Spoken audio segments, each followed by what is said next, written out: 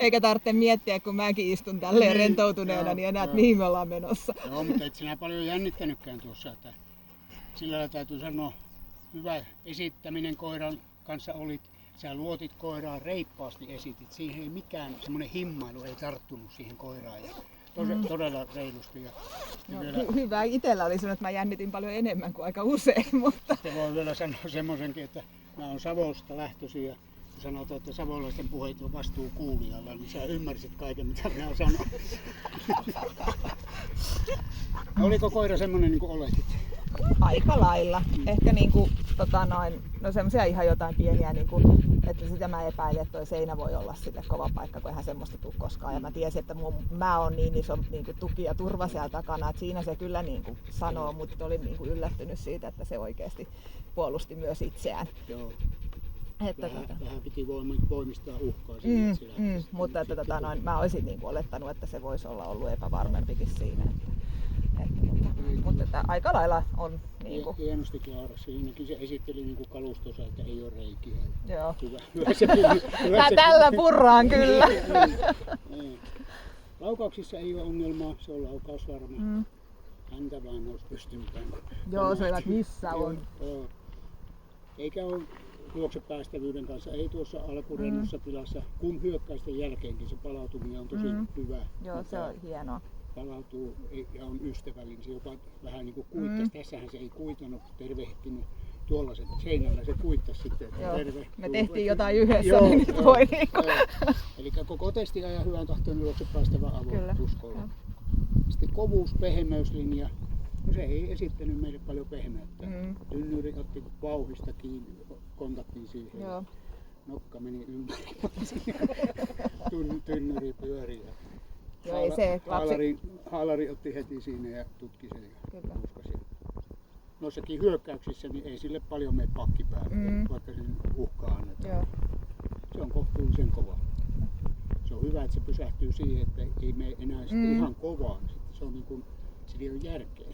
Se pimeässä huoneessa se junttaa täysillä seinään. Onko siinä järkeä? No, joo, ja se on ollut kiva just, että jossain niin kuin hakumetässä ja kaikissa niin kuin arjen jutuissa, että vaikka mennään viettipäällä täysiä, niin sillä on aina se niin kuin, että se ei ole semmoinen, että tarvitsisi pelätä, että se teloo itsensä tai päästä kun se kuitenkin tuo kohtuullisen kova, niin siellä on ripaus pehmeyttäkin mukana. No hyvä. Sitten se mielenvilkkaus, temperamentti, kuinka se oikea-aikaisesti suhtautuu täällä. Sen väestöt on kontrollissa, ne on tarvittaessa nopeita ja kontrollissa. Ja sitten hyvä puoli, pystyy pieneen ärsykkeeseen lähtee mukaan. Se rupeaa heti tuijottamaan, kun annetaan joku pikku ärsyke. Ei tarvitse herätellä, että täällä ollaan. Se on puhas vilkas. Oikea-aikaiset, oikeasuuntaiset reaktiot. Hermot. Sillä on hyvät hermot, mutta vuotaa. Se tuli jo heti tuossa, kyllä, kun tuli tuo.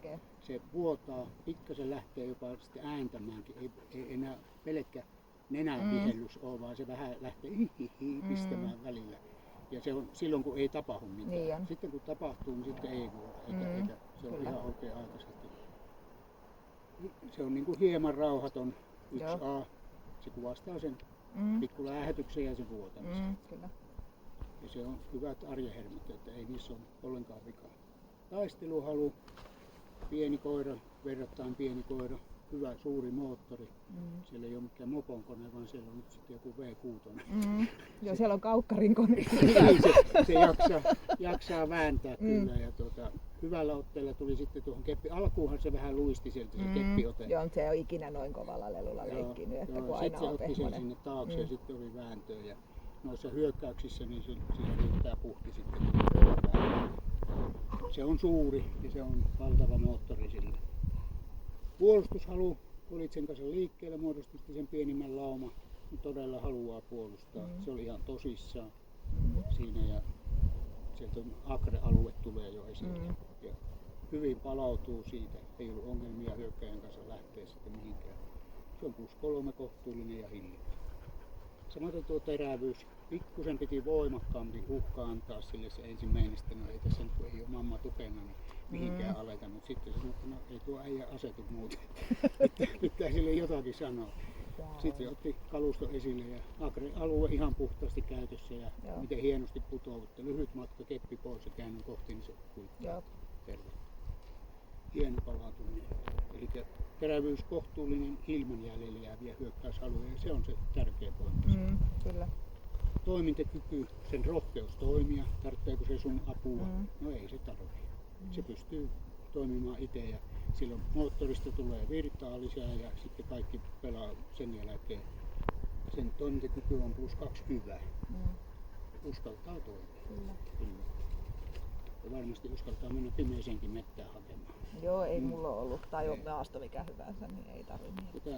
Miinuksia ei löytynyt ja pluspisteetäkään ei ole kuin 215.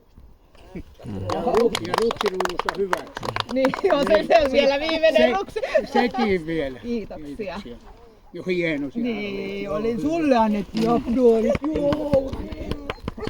Hyvä. Kyllä passaa.